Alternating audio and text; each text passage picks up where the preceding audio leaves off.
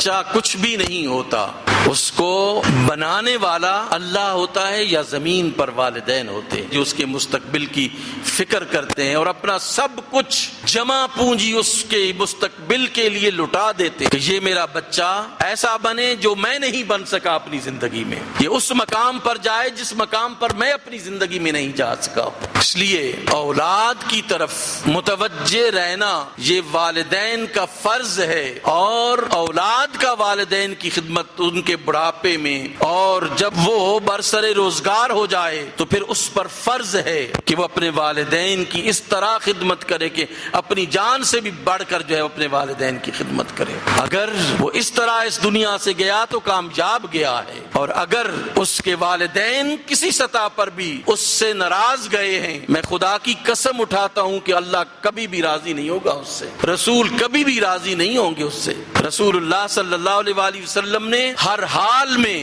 اپنے والدین کی خدمت کا حکم ارشاد فرمایا، اور آپ نے ارشاد فرمایا تو ایک صحابی نے کہا کہ اگر والدین جو ہے وہ مشرک ہوں تو تب بھی، آپ نے فرمایا ہاں اگر وہ شرک بھی کرتے ہوں تو تب بھی ان کی خدمت کرو۔ صرف ایک بات کا فرمایا کہ اگر وہ تمہیں حکم دیں کہ بت خانے مجھے لے کے جاؤ، وہ کام نہیں آپ نے کرنا، وہ خود جاتے ہیں تو چلے جائیں، لیکن کہیں کہ واپسی مجھے لینا ہے آپ نے، تو آپ کا فرض ہے کہ واپسی جو ہے وہ اپنے گھر میں اپنے والدین کو، والد کو یا والدہ کو لے کے آئیں۔ اس حد تک حکم ہے۔ اس لیے یہ جو میرے سامنے میرے بچے بیٹھے ہوئے ہیں، میں ان سے گزارش کرتا ہوں کہ آپ کے والدین نے کس طرح، پھر ان کے والدین نے کس طرح آپ کو اس مقام پہ پہنچایا، ذرا ایک قدم رک کے سوچئے کہ ان کی کتنی آرزویں آپ کے ساتھ وابستہ ہیں، ان کا مستقبل آپ کے ساتھ وابستہ ہے، وہ تمہیں اپنا آسرا سمجھتے ہیں، اور تم ان سے اگر منہ پھیر لو تو کتنی مشکل صورتحال ہوگی ان والدین کے لیے، ان پر کے دلوں پر کیا گزرے گی کہ آپ جو ہے وہ ان کو یوں ہی چھوڑ کر چلے جائیں۔ یہ وہ رشتے ہیں جو اللہ نے آپ کے لیے بنائے ہیں، اور آپ اس دنیا میں موجود نہیں تھے تو تب بھی یہ رشتے قائم تھے آپ کے، اور آپ اس دنیا سے چلے جائیں گے تو تب بھی یہ رشتے قائم رہیں گے۔ والدین کا رشتہ انسان کا دنیا میں آنے سے پہلے ہوتا ہے، اور دنیا سے چلا جائے تو تب بھی والدین والدین ہی ہوتے ہیں انسان کے لیے۔ اس لیے والدین کو والدین سمجھیں، ان کی جتنی بھی کڑوی کسیلی باتیں ہیں ان کو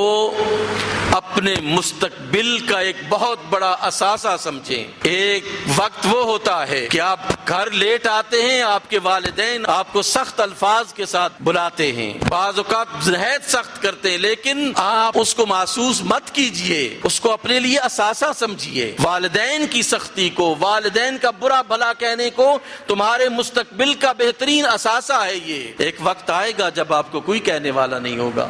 آپ کہیں گے کہ کاش اب کوئی ہوتا، آج میں نے یہ غلطی کی ہے، میرے والدین تو تھے وہ مجھے غلطیوں سے روک لیتے تھے، آج کوئی بھی نہیں ہے مجھے روکنے والا۔